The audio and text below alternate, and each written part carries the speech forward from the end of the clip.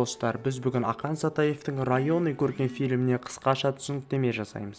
Оқиға 1987 жылы Алматы қаласында спорт мектебінен кәдімгі орта мектепке көшіп барған Арсен есімді жігіт жайлы. Киноның алғашқы минуттарында Арсен дәл көшенің ортасында төбелес ұйымдастырған бір топ жас жігіттерге қарап өтіп бара жатады. Нәтижесінде полиция қызметкерлері барлығын ұстап алады. Допрос кезінде Арсеннің ешқандай кінәсіз екені анықталып, оны босатып жібереді. Артынша Садықов Азамат есімді жігітті тергеуді бастайын деп жатып, Арсеннен осы баланы танисың ба дегенде, ол оны алғаш көргенін айтады. Кешке үйіне кешігіп келген Арсенге анасы кішкене ұрсы болады. Ертесінде мектепте Арсен кеше тергеуде бірге болған Садықов Азаматты көреді. Азамат үлгерімі нашар, сабаққа сирек келетін оқушы. Арсен екеуі бірден тіл табысып кетеді.